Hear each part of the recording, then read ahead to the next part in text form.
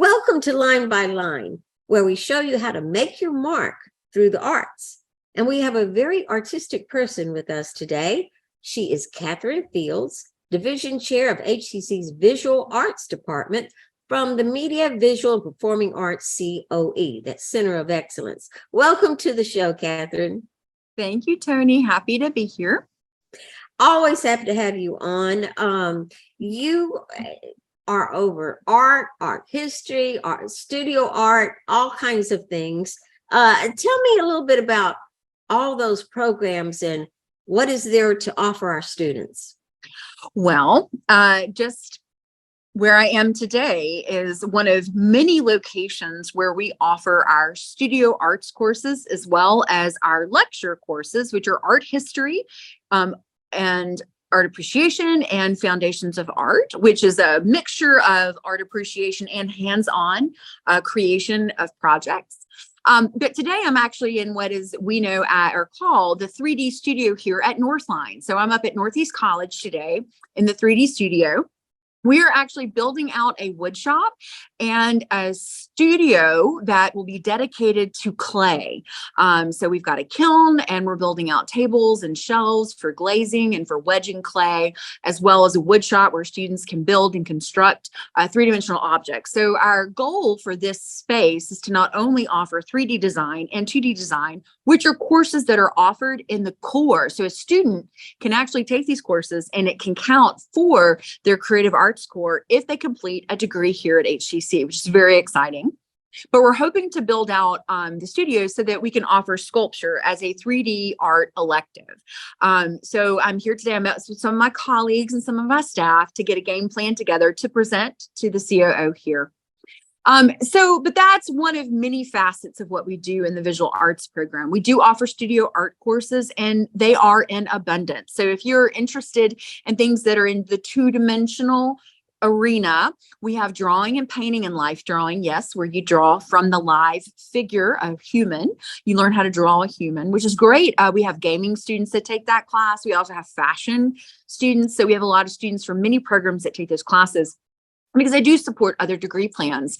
And we also have printmaking, which is a wonderful, wonderful course for someone who's interested in graphic design, because it is the foundation for graphic design. As a matter of fact, most of the language surrounding graphic design comes from printmaking. But anyway, I digress. We also have digital media, which is also part of the core, where you learn how to use Photoshop, Illustrator, and other Adobe. But you also, with some instructors, get to build tennis shoes with 3D printers and learn virtual reality. So it's really exciting, all the different courses that we offer. Now with 3D, we offer ceramics, we offer art metals, where you can learn how to make small art objects such as jewelry, brooches, pens. We actually had a class at one point, make tiaras, which was very exciting and fun to see at the student show. But we also offer sculpture as well. But what's really great about our program at the end of each semester, and not many other schools offer this opportunity to freshmen and sophomores or first and second year students, but we offer the students an opportunity to exhibit their work at the end of the semester, and it's juried. So there are prizes that come with that, but we also, the jurors are artists or curators from the community that come into HCC and jury the work for selection. So we do offer a lot of those opportunities for our students, whether you're a major or not. But for our majors, we offer portfolio reviews at the end of the semester to ensure that they can transfer and have strong or competitively strong for like the BFA program at U of H or any other school they want to transfer. But another great thing that we offer to our majors here at HCC and to HCC as an institution is that the visual arts program is accredited by the National Associations of School of Art and Design.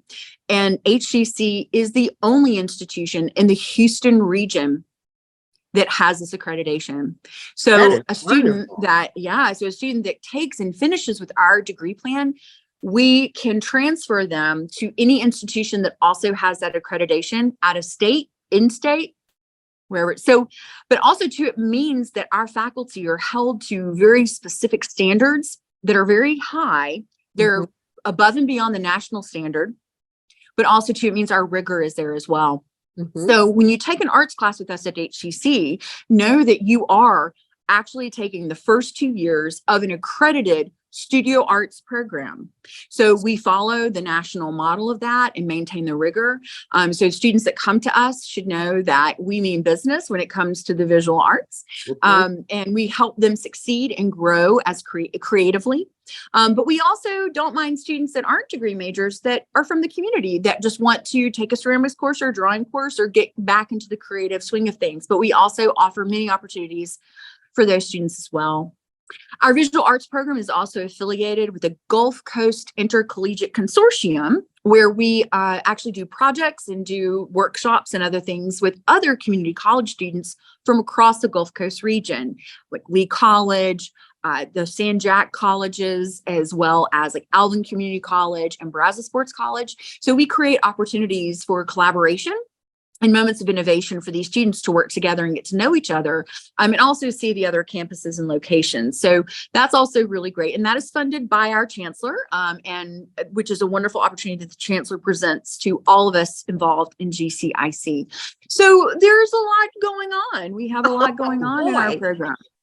But another thing, Tony, I wanted to mention in our program, I mean, we are very student focused. We are. I mean, we do everything for the students. We provide free sketchbooks and pencils for them every semester in our studio arts courses, because like in other courses that have textbook requirements, those students have an opportunity to have low cost or zero cost textbooks, but they have what's called first day access. And so we thought it'd be a great idea to give our studio students a first day access to a sketchbook and a pencil, right? Which is the first things that you need at all of our studio art courses. So that's something we dedicate our budget to. Another thing, though, that I'd like to highlight is that we are also about our faculty. We really want our faculty to have moments of opportunity for professional development and professional growth. So a very recent strategy for providing this professional development and professional growth has come as an initiative from our faculty that oversee our galleries across the system. So we have multiple galleries across the system, and they're all in the different regions throughout Houston. And what we've done is we've provided an opportunity for our part-time and full-time faculty and staff members that are part of the visual arts to apply to have a solo or two-person exhibition in our gallery spaces. And so that has been very successful. We have filled up our gallery plans for the next year with our faculty and given them these opportunities. What this means to a faculty member is that it gives them an opportunity to either make work for an exhibition or show work that they're working on, to get an opportunity to be seen by the community, but also to a lot of our faculty who are part-time are applying for full-time positions. And in our world of the arts and academia, having a solo exhibition or a two-person exhibition on our CV or resume is really important. So it's important. So it's a wonderful thing to have. And I'm so glad that we, as an arts program and our faculty, have decided to offer this to our part-time faculty and full-time faculty, because having a gallery space with that kind of support and promotion that we give the artists, it doesn't really come up very often. So we're really excited to offer this new initiative for our own faculty to support their own professional development. So those are just a few things of many things that we do for our students and faculty and staff at HCC. Well, wow. I just let you just run with it because you had everything right there. I kept thinking of a question and you answered it. Oh, good. No, it's wonderful. I think it's especially neat that, especially for our students, that it may not have enough money to art, like some other wonderful areas of study, actually requires a little bit of money to make it happen, because you've got materials, and I think that you have to have. And so I think it's wonderful that you guys are helping the students in that way. So we really are. And another thing that's happened recently too, the pandemic really opened our eyes, I think everyone's eyes, to a lot of inequities of access to many different things. And so in that capacity, we have been really cognizant of the fact that our bookstores actually do not have art supplies. So our students who are on financial aid, sometimes their only avenue of getting access to the supplies is in the bookstore. Nice. So, hey, Brian. Hi, I'm good. I'm in the middle of an the interview. studio. Is that Sorry, another that's all right, artist Brian, there? no problem. My colleague Brian just walked in. We're very busy here. My amazing colleague Brian. Well, tell him hi for us. Oh, Tony says hi, Brian. But no, so what we're doing is we're starting with our summer classes. We're working with the Barnes and Noble bookstore. We're working with them to make sure that we have the supplies in the bookstores across the system, or we're working together to make sure that we have starter supplies in the bookstores across the system for summer. And then we're going to build out from there. So we're working with Kayla Virgin. We've met with her and we're getting our list together so that we can help her identify vendors and the supplies that we need, because it ultimately what I would like to see happen before I end my term as chair, that we have as many art supplies in the bookstore as possible. And so that's another way that we are working. It can't be done, like Rome wasn't built in a day, and Right. having this happen is not going to happen in a day. But we have been working on this actually now for 2.5 years to get this initiative to have the art supplies in the bookstore there. But I believe we may have hit a sweet spot in this right now. So hopefully, fingers crossed, we'll be able to do it with Kayla's help. So I'm really excited about that initiative. So, giving them, a sketchbook and a pencil just to get them started on the first day is great. But in order to ensure the continued success, we need to make sure that they can walk to the bookstore or go to the bookstore and get what they need. If it's just an eraser, just a pencil, or their entire semester's worth of supplies, we're going to try really hard to do that for them and help them in that capacity. If you're talking about sculptures, if you're talking about different kind of paints, if you're talking about, all the different materials, most of that you can't get in a normal bookstore. So this is different. This is really neat. I don't think I know of any bookstores personally that really go into that deep of the artwork, other than if you go to like Hobby Lobby or wherever. Right. I'm just naming, but and so that way, not only is it a better price, but like you said, the financial aid will help them because they have to go through that process. So that's really wonderful. Yeah. And I also love that you talked about the exhibitions and that it allows faculty, both adjunct as well as full-time, to show off their work. And speaking of showing off their work, I know that you just had a wonderful sabbatical to Greece, and we're going to have a second half of this show where we're going to devote it specifically to your work that came out of going to Greece in your exhibition. And I can't wait to talk about that. Me too. I'm excited. So we will be right back. Hold on. We got some beautiful artwork to show you. We'll be right back.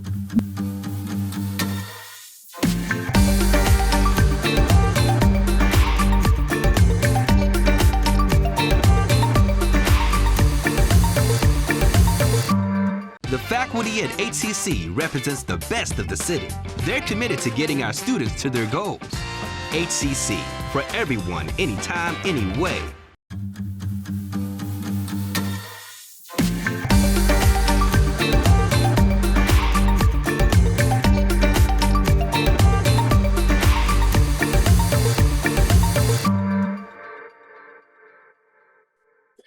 Well, welcome back to Line by Line, Making Your Mark Through the Arts.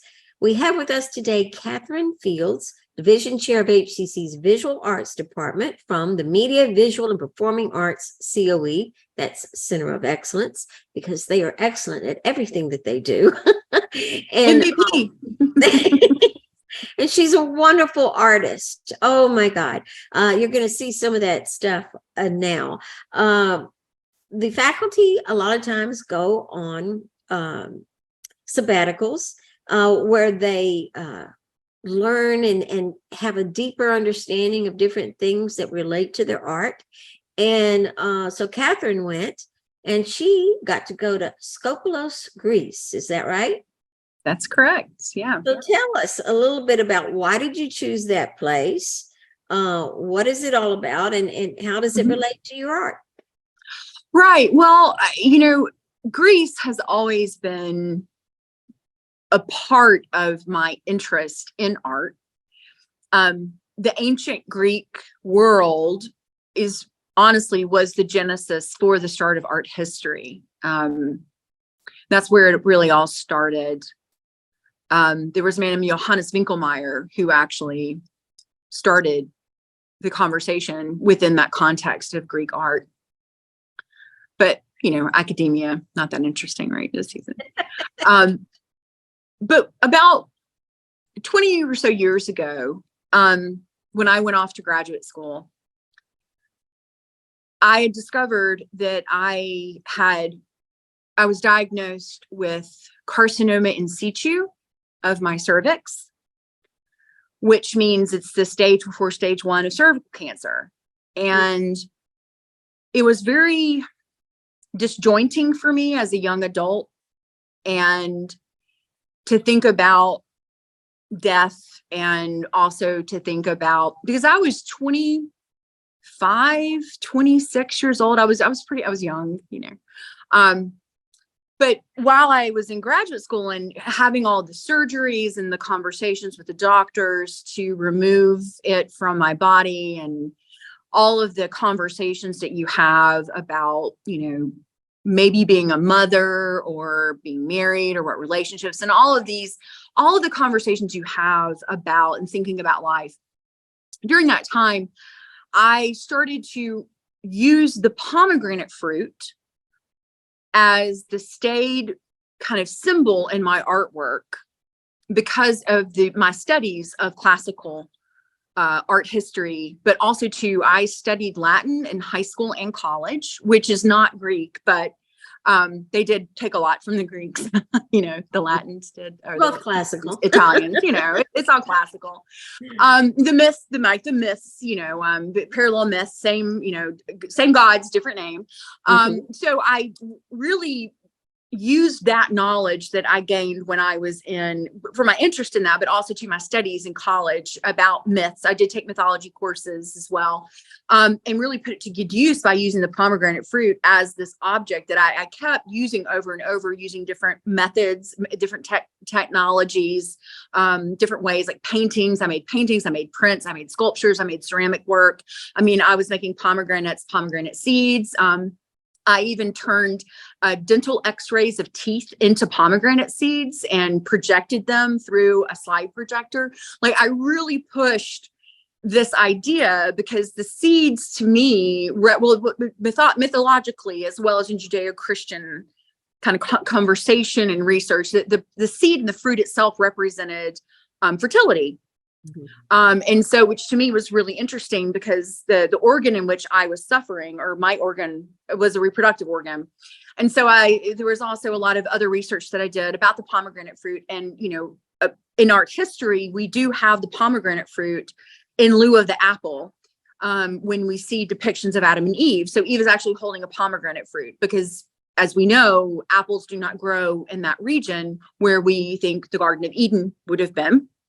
Pomegranate fruits did, and they look a little bit, and the term, if we know about the pomegranate, right, and the palm apple, like it actually is like an apple. So, that's where we derive that. So there's a rich academic, religious, as well as like localized or cultural affiliation with the fruit itself. And so I really delved into that my first year and a half or so in graduate school.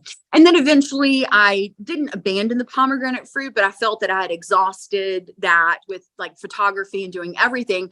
I felt that I had to move on, and I did, and I moved on to rope. So I used rope as a metaphor. But anyway, Okay. So that's kind of how I work as an artist. But the opportunity came to me to go to Greece, which was always something I wanted to do, because of the myth of Persephone. Specifically, the myth of Persephone was what I was using as the kind of the guide for using the pomegranate fruit, and all the contextual conversations I had during critique and exhibitions and my artist statements. And so because that is the genesis of the myth, right? And in Greece, and in Greece, the pomegranate fruit is still, it's everywhere. It's embedded in furniture. It's outside of everyone's doorstep. It's part of the culture. It's grown there all the time. It's really easily accessible. I mean, where I'm from, pomegranate fruits were not very accessible and they were very expensive. And actually, a lot of people didn't know about pomegranate fruits. I mean, there was a lot of ignorance about the fruit itself. So it was very exciting to me. So the opportunity was presented to me by a friend of mine from graduate school. She is a ceramic artist. She's actually a very well-known ceramic artist. Who has a career as a professional ceramicist, but as well as an editor of a ceramic magazine. And she invited me to join her and go to Greece for a residency, but we had to apply, right? So we had to apply individually, not as a group. And so I applied for the residency, and this was before I didn't apply for sabbatical time. But anyway, I applied to go because I was like, this would be a great opportunity for me to go back to the pomegranate fruit, or go back to the origin story, or go back to the motherland of the origin story, and see if I can, get that inspiration back, because it is such a rich image. It's beautiful. It's colorful. There's so much to it. And I was accepted. The residency program accepted me. And it was in 2018, and they accepted me for 2020, because for residencies, you have to apply years in advance. It's usually a year to 2 years in advance. And of course, we all know what happened in 2020. Yeah, I was going to say that. That delayed it. Yeah. And I was going to actually go during spring break. So I was going to go the week before spring break and go for spring break, and only go for 2 weeks, because I'm allowed, as chair, I'm allowed some vacation leave. So I was going to use my vacation leave. But the pandemic happened, that opportunity went to the wayside. And then the residency director came back to me and said, we're opening up our doors. Greece, I don't know if anyone knows, but in Greece, the lockdown was really harsh, especially on the islands. Because you have such a close population, it spreads really quickly. Right. So the Skopelos island did not open back up for tourism for a very, very, very long time. So Jill Sommer, who's director, reached out to me and said, hey, we're back open slowly. We're getting there. Would you like to come back? And if you do, we really are asking that you stay for longer than just the 2 weeks you'd originally planned. And so that was problematic, right? Because as chair, I have a 12-month contract, so I can't actually take that much leave time to leave, because Jill, the residency, wanted me for a full month, and that would have been possible. So Dr. Colleen Riley, our dean, suggested that I apply for sabbatical. Right. And so for the first time that we believe in HCC history, a chair was actually granted leave for a sabbatical. But I did it for the summer. I would say that's wonderful, because I've heard of many faculty going on sabbatical, but not division chairs. So that's wonderful. Right. Yeah. So I broke a barrier there, which is really exciting.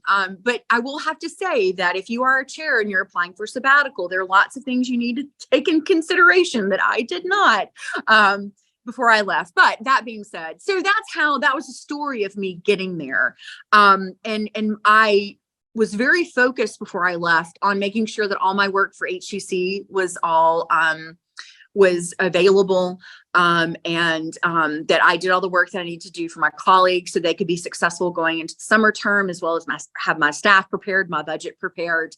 But I also was very prepared for going to the residency. And in my proposal, which was approved, I wanted to experiment with printmaking techniques using other materials or innovative techniques. And so before I left, I purchased a machine where I engraved plexiglass plates using a machine and using a computer instead of by hand, which is what I teach. When I teach printmaking, I teach students how to engrave plates by hand.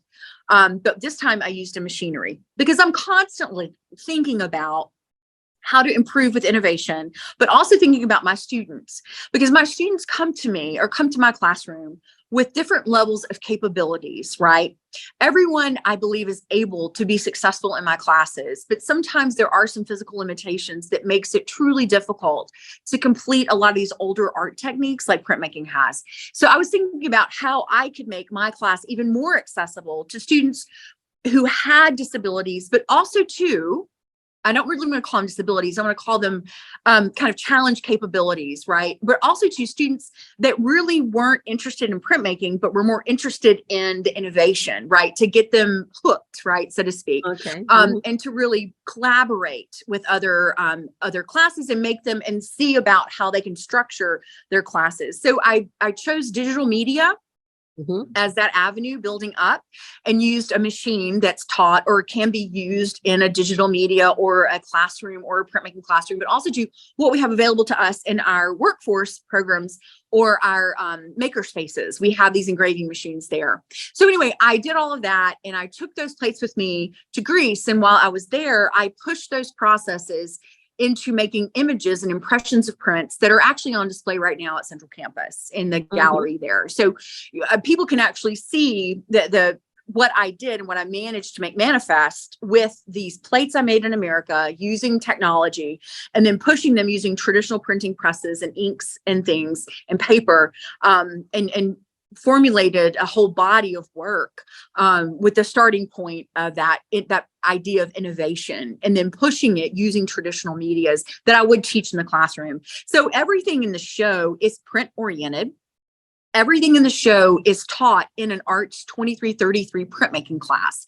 So everything that you see there is what I would like to say a more elevated use of the basic skills that are taught in a printmaking 1 class, but through, of course, discourse of me and my concept, but also to me applying these as an expert in the field, a master, like I do have a MFA in printmaking. So how a student, so my hope for this was a student could see what came of this research, but also create a dialogue with my colleagues who teach the digital courses to see how the two can overlap. We could do collaborative projects together, things like that. So I was thinking very much about accessibility, scaffolding teaching, and scaffolding learning opportunities, as well as thinking about, as an artist, pushing processes beyond its traditional scope and still getting very wonderful outcomes. I mean, I will say, Tony, and I'm going to brag a little, I am so proud of this show.